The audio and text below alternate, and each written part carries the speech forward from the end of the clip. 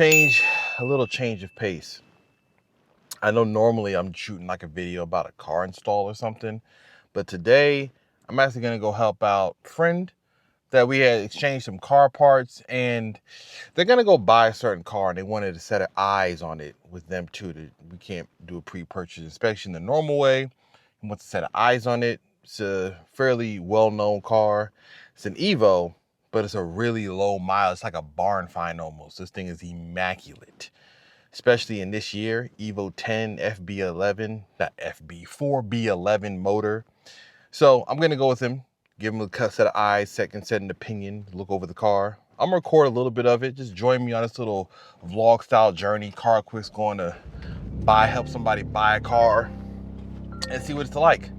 Let's take a drive. You know, I don't know what's crazier. It's the fact that there's traffic, like I'm seeing, at 1 p.m. on a Tuesday. Okay, like what's really good? Like, come on now. Like, look at this, yo. Why am I dealing with this much action? Like, why is there trucks, everybody in the way? Yeah, I can go into that right lane, but there's cars up ahead. I gotta go bust maneuvers to get past all these people. Just reckless, yo. Just all this extra work I gotta do. Look at all this madness up front. Of course, you're gonna shift lanes. Then I gotta speed up. Gotta shift lanes. Looks like I'm doing dos muchos, and I'm not. I'm just trying to flow. Folks aren't, you know. Oh, now you want to slow down. Now I want to slow down. Got it. Understood. Good job I'm not going far, but like Texas, especially in the area I live, 5 years ago, I used to be skating down I-10 with ease. Now, not the same. Oh, we got a little 5.0 Mustang. I mean, you see those all day long. That's regular everyday traffic in Houston. But I'm making progress. I don't gotta go far. So once I get there, I'll wait for the gentleman to show up. It's at somebody's house. I don't wanna, jump out. We in Texas, listen, I ain't just jumping out of anybody's property. They don't know I'm supposed to be there, I'm the same way. Now, when I get there, I'll show you the car. We'll see what it's like. Hopefully it's what he's saying it is, because he's paying a pretty penny for this vehicle. This ain't no cheap transaction. This is expensive. So if it is everything it says it's supposed to be, he's gonna take the car and drive it all the way back home. We'll see. I'll check back in when I get to the destination. Peace. Made it to the destination. I'm here, waiting in the car. Only thing about idling out in front of people's houses, it's always like a skeptical thing. It's like, okay, hopefully everybody's cool. But he'll be here in a second. I'm like a few minutes early. Good to be on time than to be late. So until then, let's do a little Q&A. I'm not big enough of a channel to have a Q&A like that. I don't think people are just hounding me down to try to find some answers to what they're doing on their GR Corolla or for the automotive industry or a review on a car. But you never know. Maybe there are a few people that are just like, hey, I got some questions. You might got some answers. So let's just see what people have been asking me on my latest video. Nothing. A lot of this is about the podcast.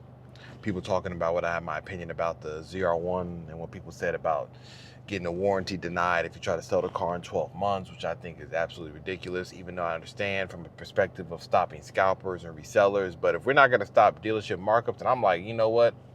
Everybody, if they're getting money, let the next person get money. If there's no markups, then the market for resellers shuts down. My thing is, if a dealership is making $100,000 over, if there is no markups and everything is MSRP, the resale market would just correct itself because there's readily available cars for MSRP. So anybody paying over from a used car perspective or from a reseller is just the fact that they don't want to wait. Anyways, when he gets here, we're going to show the car. Until then, I'll check back in. Here's what we're here to see. An Evo 10.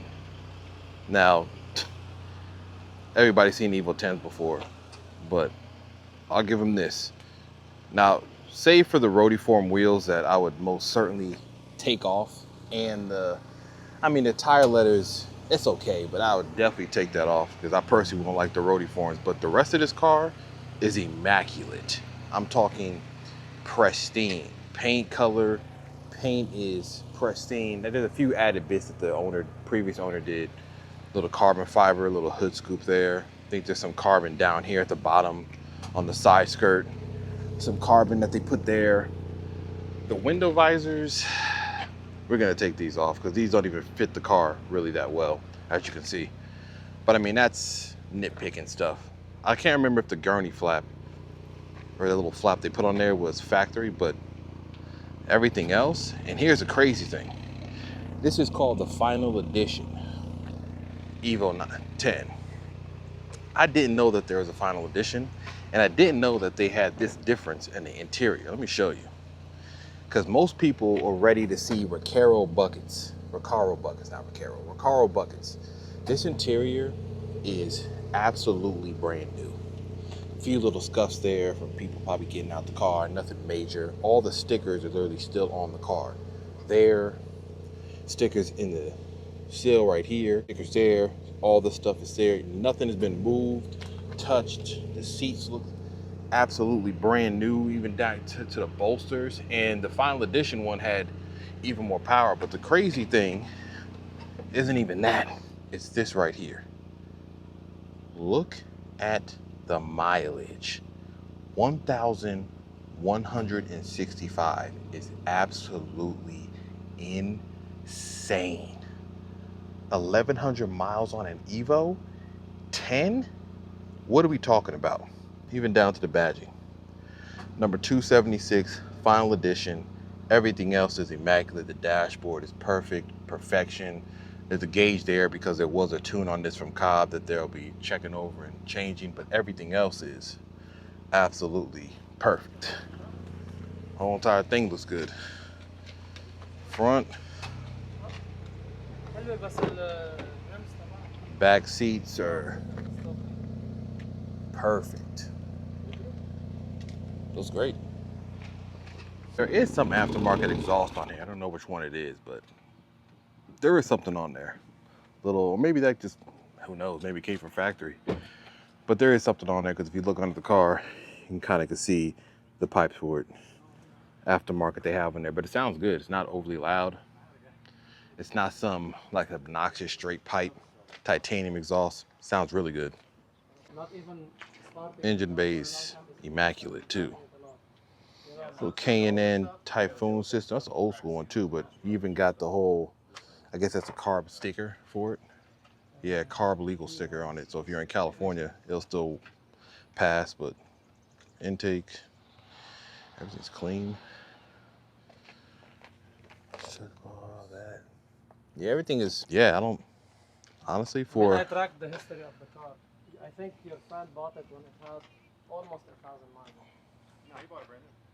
He had to pay, he bought 45, he had to pay 10,000 worth of fees. All the stickers still there, original ones. Even the Mitsubishi one.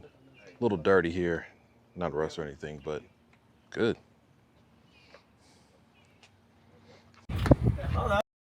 Here's another thing. The original wheels, perfect condition. These like black chrome 18s, better tires on here than what's on the car. Even the factory exhaust and everything is being thrown in there. You won't find a cleaner Evo, I'm telling you. This is the cleanest one I've ever seen this old. It feels brand new. Everything tight. The power delivery is perfect. Doesn't, yeah, it's, yeah, I can see why he was chasing him down for this. So the good thing is he only put it on Facebook. Yeah. Because anywhere else, he would have never saw it. He would have saw it when it had like 15,000 miles and somebody. I think the guy that he wasn't in a rush. Yeah. In this case, he didn't need the money. But yeah, it's a nice car.